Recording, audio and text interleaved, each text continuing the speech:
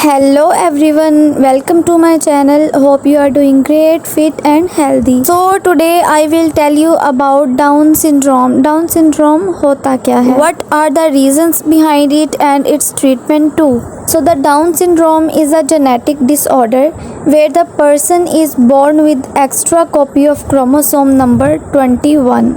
तो ये एक ऐसा जेनेटिक डिसऑर्डर है जिसमें एक पर्सन क्रोमोसोम नंबर 21 की ट्रिपल कॉपीज के साथ पैदा होता है। A normal human being contains 46 number of chromosomes while the person with Down syndrome have 47 number of chromosomes. The person with Down syndrome have these kind of features. These are actually the common features of Down syndrome: small head, short neck, flattened face, protruding lungs, poor muscle tone, short hands with a single crease in the palm, relatively short fingers and small hand and feet, excessive flexibility, broad and short hands, tiny white spots in the eye and the slanted eyes that is pointed upward. इसके बाद जैसे जैसे बच्चा बड़ा होगा उसको खाने में, पीने में, खेलने में और सीखने में बहुत ही ज़्यादा मुश्किल पेश आ सकती है। Because they also have a developmental changes, for example slower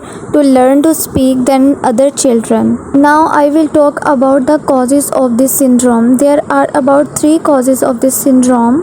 The number 1 cause is trisomy 21. तकरीबन 95% लोगों को डाउन सिंड्रोम ट्राइसोमी 21 की वजह से होता है, जहां पर क्रोमोसोम 21 की डुप्लीकेट कॉपीज बनने की बजाय 3 कॉपीज बनती हैं। Cause during sperm and egg development cell division is abnormal. Cell division abnormal या एक्स्ट्रा होने की वजह से ट्राइसोमी 21 क्रोमोसोम में एबनॉर्मेलिटी आ जाती है। The other cause is translocation Down syndrome. इसमें 21 क्रोमोसोम की जो एक्स्ट्रा कॉपी होती है वो किसी दूसरे क्रोमोसोम के साथ जाकर ट्रांसलोकेट हो जाती है।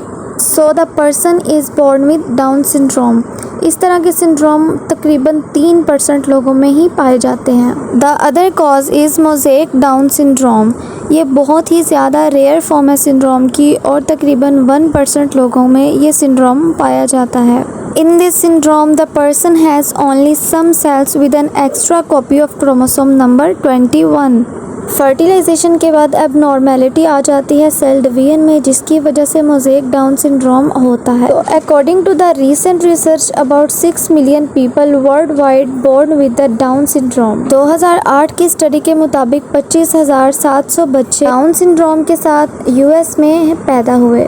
One factor that increase the risk of having a baby with the Down syndrome is the age of mother. Women ages 35 and older are more likely to have a baby with Down syndrome. Now I will discuss the treatment of this syndrome. As you all know, हम syndromes को properly treat नहीं कर सकते, लेकिन it can be managed. The person, the adult or the child with the Down syndrome can be referred to many therapists, for example speech therapist, occupational therapist, physical therapist or educators, etc. So the number 1 treatment is physical therapy. Physical therapy is very important. इसके through हम ऐसे बच्चों की motor skills और muscle strength को develop करते हैं ताकि उनका पोस्चर और बैलेंस इम्प्रूव हो सके। So we should start physical therapy in the child's early life, क्योंकि जितनी जल्दी हम फिजिकल थेरेपी स्टार्ट करवाते हैं ऐसे बच्चों की, उनमें डेवलपमेंट मोटर स्किल्स की उतनी ही तेज़ी से और जल्दी से होती है, क्योंकि ऐसे बच्चों को मोस्टली चलने में, खड़ा होने में, भागने में, क्रॉलिंग करने में बहुत ही ज़्यादा मुश्किल आती है। तो फिज़िकल थेरेपिस्ट इनकी टोन को डेवलप करता है, मसल को स्ट्रेंथन करता है, इनकी बोन डिफॉर्मिटीज़ को भी करेक्ट करने में हेल्प करता है। So this face can help them to achieve their movement easily. Other treatment is speech and language therapy. इसके थ्रू ऐसे बच्चों की कम्युनिकेशन और लैंग्वेज स्किल्स को इम्प्रूव भी किया जा सकता है। Because the child with Down syndrome have many difficulties while in speaking, eating, learning और remembering.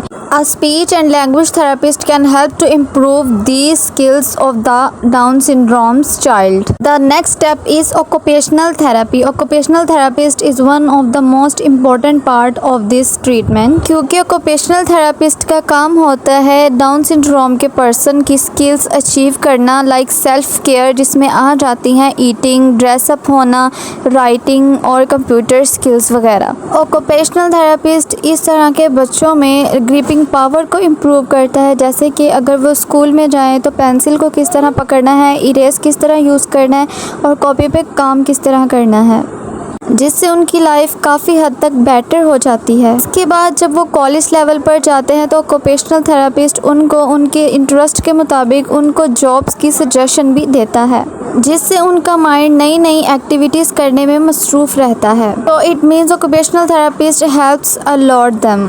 The next treatment is behavioural therapist. जैसे जैसे डाउन सिंड्रोम के बच्चे बड़े होते हैं उनमें फ्रस्ट्रेशन का लेवल भी बहुत ज़्यादा हो जाता है, क्योंकि वो कम्युनिकेशन अच्छे तरीके से लोगों से नहीं कर पाते। इमोशनल और बिहेवियरल थेरापिस्ट इस तरह के इश्यूज़ को हाईलाइट और अंडरस्टैंड करता है इन बच्चों को, ताकि वो स्ट्रेटजीज़ के ज़रिए उनके इन इश्यूज़ को सॉल्व आउट कर सके। So it's mean that they can easily deal with emotional and mental health. फिर जैसे जैसे डाउन सिंड्रोम के बच्चे बड़े होते हैं उनके अंदर हार्मोन्स का लेवल भी चेंज होता जाता है, जिसके बाद ये चांसेस होते हैं कि वो बहुत ही ज़्यादा एग्रेसिव बिहेव कर सकते हैं।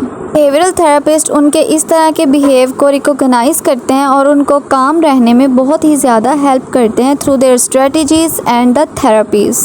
Trust me, the major role of treating these kind of children are parents. Parents are also benefit from the guidance to how help their child, so we can easily manage these kind of syndromes with the help of parents much more. Last but not the least, you can use drugs to control their brain activity and the dementia like problems, so we can use also assistive devices that can help them to learn easier। अगर ऐसे बच्चों को hearing में problem है तो आप उनको hearing devices दे सकते हैं। अगर कोई भी मूवमेंट करने में प्रॉब्लम है तो हम उनको ऐसे बैंड्स दे सकते हैं जिससे उनकी मूवमेंट बहुत ही आसान हो जाए। ऐसी पेंसिल्स जिससे उनको राइटिंग में बहुत ही ज़्यादा आसानी हो जाती है। इस तरह की छोटी छोटी असिस्टिव डिवाइसेस हम उनको यूज़ करवा सकते हैं, जो कि काफ़ी उनकी मददगार भी साबित हो सकती हैं। So these are the treatment points of Down syndrome which I have learn till now. Hope this video will be informative for you. Thanks for watching. अल्लाह हाफिज़ एंड बाय बाय।